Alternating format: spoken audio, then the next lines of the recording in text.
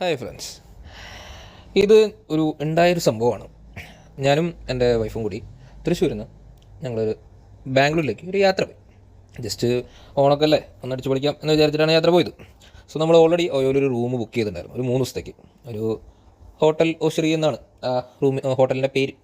നമ്മൾ ബുക്ക് ചെയ്തപ്പോൾ 3 ദിവസത്തേക്ക് കൂടിയിട്ട് ടോട്ടൽ ഒരു 1700-നുള്ളിലാണ് പേയ്മെൻറ്റ് ആയിട്ടുള്ളൂ. സോ നമ്മൾ അവിടെ ചെക്കിൻ ടൈമിലേക്ക് 12 മണിയായിരുന്നു. അപ്പോൾ നമ്മളവിടെ റീച്ച് ചെയ്ത ടൈമിലേക്ക് നിയർലി ഒരു 7 AM ആയിരുന്നു. സോ ഓൾറെഡി ഇറങ്ങുന്ന സമയമായപ്പോൾ തന്നെ അവരെ വിളിച്ചിട്ട് ഏർലി ചെക്കിൻ അവൈലബിൾ ആണോ എന്ന് ചോദിച്ചപ്പോൾ നിങ്ങൾ ഹോട്ടലിലേക്ക് വരൂ എന്നാണ് അവർ പറഞ്ഞത്. അപ്പോൾ അങ്ങനെ ഹോട്ടൽ നിയർ ബൈ തന്നെയായിരുന്നു, ലാൽബാഗ് ആയിരുന്നു നമ്മുടെ ഡ്രോപ്പിംഗ് പോയിന്റ്. അപ്പോൾ ഹോട്ടലിലേക്ക് നടക്കാൻ വെറും 6 മിനിറ്റ് മാത്രമേ ഉണ്ടായിരുന്നു. അപ്പോൾ ഹോട്ടലിലെത്തിയതിന് ശേഷം അവിടുത്തെ മാനേജർ പയ്യൻ ഉണ്ടായിരുന്നു. അപ്പോൾ അവനോട് പറഞ്ഞു ഞങ്ങൾക്ക് ഇങ്ങനെ ഒരു ബുക്കിംഗ് ഉണ്ട് എന്ന് പറഞ്ഞിട്ട് ഞങ്ങളുടെ ബുക്കിംഗ് കാര്യങ്ങളൊക്കെ കാണിച്ചു കൊടുത്തു. അവനോട് റൂമൊന്ന് കാണണം എന്ന് പറഞ്ഞപ്പോൾ റൂമൊക്കെ അവൻ കാണിച്ചു തന്നു. റൂമൊക്കെ ഓക്കെയാണ്. എന്നിട്ട് അവനതിൽ ചെക്കിങ് ചെയ്യാൻ വേണ്ടി മൊബൈൽ ഡീറ്റെയിൽസ് കാണിച്ചു കൊടുത്തു. മൊബൈൽ മേടിച്ചു, സ്ക്രീനൊക്കെ ഒരു നോക്കുന്നുണ്ടായിരുന്നു. പിന്നെ ഞാൻ കണ്ടത് അവൻ എൻ്റെ ബുക്കിംഗ് ക്യാൻസൽ ചെയ്തു. 2 പേർക്ക് 3 ദിവസത്തേക്കുള്ള ബുക്കിങ്ങിൽ അവൻ ക്യാൻസൽ ചെയ്തിട്ട് അവനൊരു പുതിയൊരു ബുക്കിംഗ് കിട്ടും. ഒരാൾക്ക് ഒരു ദിവസത്തുള്ള ബുക്കിംഗ്, അതിന് വേറെ എമൗണ്ട് വന്നുള്ളത്. അപ്പോൾ അവൻ പറയണത് ഇവിടെ ഓയോ ഒന്നും അങ്ങനെ ഞങ്ങൾ അക്സെപ്റ്റ് ചെയ്യില്ല, ഞങ്ങൾ ഓയോക്കാരുടെ പേയ്മെൻറ്റ് നല്ല പേയ്മെൻറ്റ് അല്ല അവിടെ, ഞങ്ങൾ 1500 രൂപ ഒരു ദിവസത്തേക്ക് റൂമിന് വരും എന്നാണ് അവൻ പറഞ്ഞത്. അപ്പോൾ അതൊന്ന് അങ്ങനെ ചോദിച്ചു പറഞ്ഞു, അതിങ്ങനെയാണ് ഇവിടെ എന്നുള്ള രീതിയിലാണ് അവൻ പറഞ്ഞത്. പറഞ്ഞാൽ വേണ്ട, ഇറങ്ങാം, ക്യാൻസൽ ചെയ്യാം എന്ന് പറഞ്ഞിട്ട് അവിടെ നിന്ന് ഇറങ്ങി.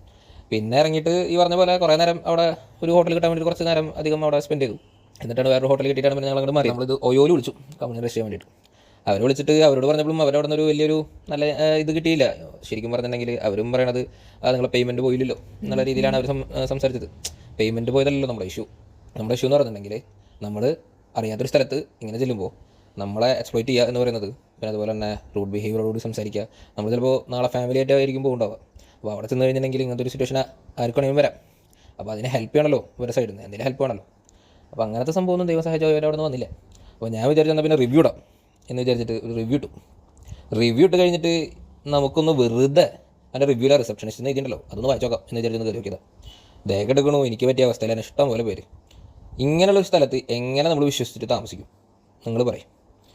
ഇങ്ങനെ ഗുണ്ടകളെ പോലെ പെരുമാറുക, ഓയോ പറഞ്ഞ റേറ്റിനല്ല പൈസ എടുക്കുന്നത്, തോന്നിയ പോലെ പൈസ എടുക്കുക, അങ്ങനെയൊക്കെയുള്ള സ്ഥലമാണ്. പിന്നെ എന്തിനാണ് ഓയോ ഇവർക്കൊക്കെ സാങ്ഷൻ കൊടുക്കുന്നത്? അതാണ് എൻ്റെ ചോദ്യം. എന്ത് അർത്ഥത്തിലാണ് ഇവിടെ വന്ന ആൾക്കാർ താമസിക്കുക? ഇതിനുള്ള മറുപടി കറക്റ്റായിട്ട് ഓയോ തന്നെ. നിങ്ങൾ ദയവ് ചെയ്ത് ഈ ഹോട്ടലിൽ കയറരുത്, അത് മാത്രമേ എനിക്ക് പറയാൻ പറ്റുള്ളൂ.